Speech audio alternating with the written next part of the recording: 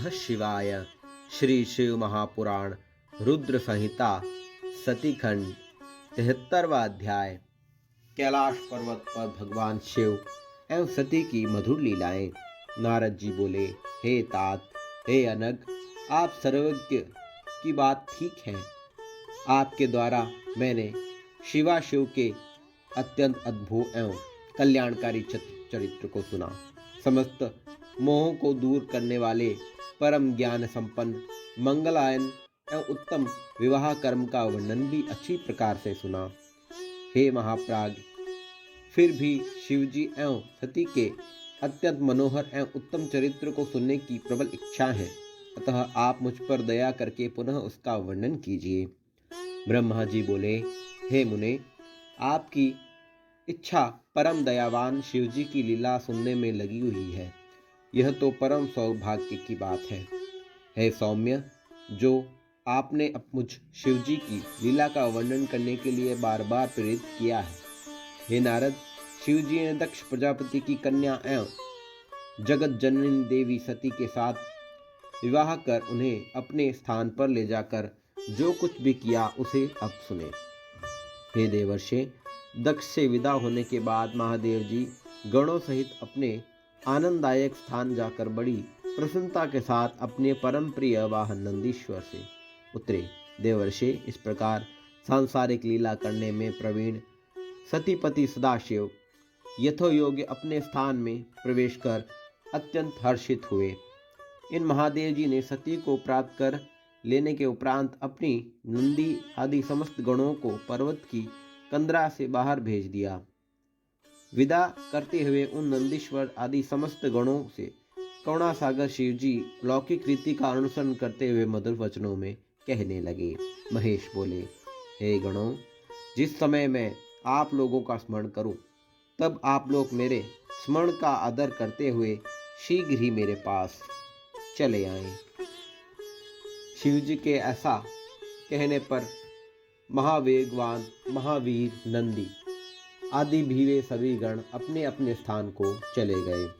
उन गणों ने चले जाने के अंतर परम कौतुकी शिवजी बड़ी प्रसन्नतापूर्वक एकांत में सती के साथ विहार करने लगे। शिवजी कभी वनों से तोड़कर लाए हुए पुष्पों की मनोहर माला बनाकर सती के हार स्थान अर्थात हृदय में पहनाते थे। कभी कभी जब देवी सती अपना मुख दर्पण में देख रही थी, उस समय शिवजी भी सती के पीछे जाकर अपना मुख देखने लगते थे। वे कभी सती के कुंडलों को बार बार पकड़कर हिलाते रहते थे, उन्हें सती के कानों में पहनाते और फिर निकालने लगते थे।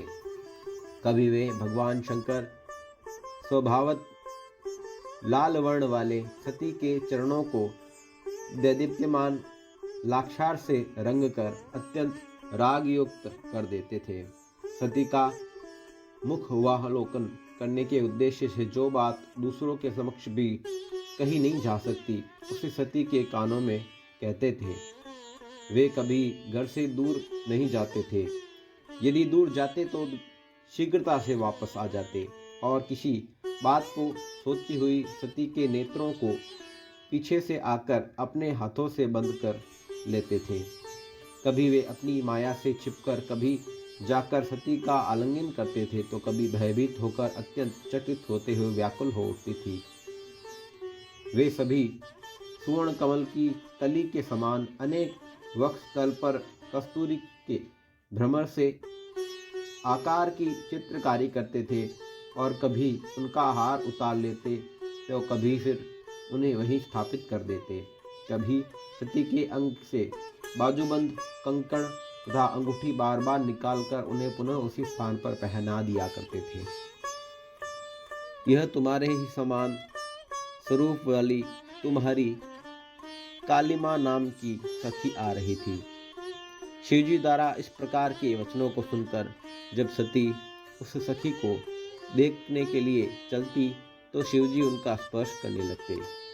कभी प्रमथाधिपति शिव काम के उद्दात व्यग्र होकर अपनी प्रिया के साथ काम के लिए परिहास करने लगते थे।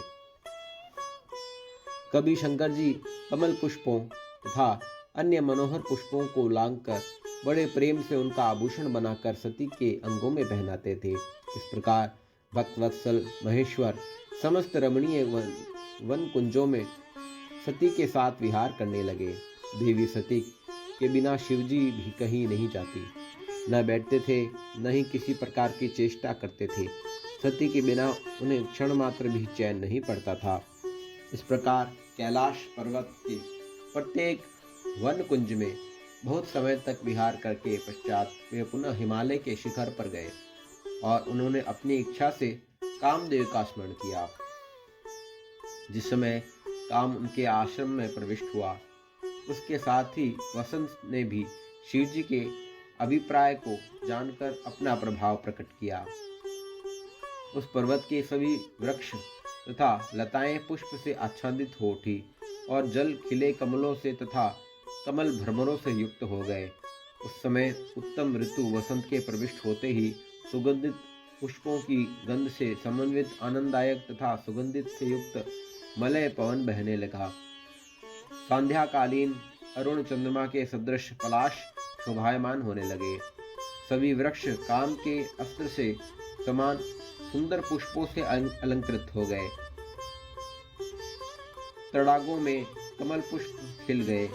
अनुकूल वायु संसार के मनुष्यों को मोहित करने हेतु उद्यत दिखाई देने पड़ती थी। भगवान शंकर के समीप नागकेशर के वृक्ष अपने सुवर्ण के समान पुष्पों से कामदेव के ध्वजा के समान मनोहर प्रतीत होने लगे। लवंग की लता अपनी सुरभि गंध से वायु को सुवासित करके कामजनों के चित्त को मोहित करने लगी। मंडराने वाले था आम्र मंजरियों से गुंजार करने वाले भोरों के सुंदर समूह कामदेव के बाणों के समान तथा काम से व्याप्त मदन के पर्यंत जैसे प्रतीत हो रहे थे। ज्ञान रूपी प्रकाश के प्राप्त कर जिस प्रकार मुनियों का मन प्रफुल्लता हो जाता है, उसी प्रकार खिले हुए कमल पुष्पों से युक्त निर्मल जल शोभा पा रहे थे। सूर्य की किरणों के संपर्क के कारण बर्फ पिघल कर बहने लगी। जल ही जिनका हृदय है, ऐसे कमल जल के बीच स्पष्ट रूप से दृष्टिगोचर हो रहे थे। रात्रि वेला में तुषार रहित रात्रियां चंद्रमा से युक्त होने के कारण प्रियतम के साथ शोभित होने वाली स्त्रियों जैसी प्रतीत हो रही थी। जैसे मनोहारी वसंत काल में महादेव जी सती के साथ पर्वत कुंजों एवं नदियों में बहुत काल तक स्वच्छंदता से भ्रमण करने लगे। और हे मुने, उस समय दक्ष कन्या देवी सती भी महादेव जी के साथ शोभा प्राप्त कर रही थी। शिव जी के सती के बिना क्षण मात्र भी शांति नहीं मिलती थी। शिव जी की प्रिया सती भी उन्हें रस का पान कराती हुई प्रतीत हो रही थी। शंकर जी खिले हुए नवीन पुष्पों की अपने हाथ से माला बनाकर सती के अंगों को सुशोभित करते हुए नए नए मंगल कर रहे थे। आलाप, अवलोकन, हास्य और परस्पर संभाषण आदि के द्वारा वे शंभु कभी उन गिरजा को स्वयं सौत के रूप में दिखाई देते थे। उन सती के चंद्रमुख का अमृतपान करने से संलग्न शरीर वाले शिव अपने शरीर की अनेक अवस्थाएं कभी कभी दिखाई देने लगते थे।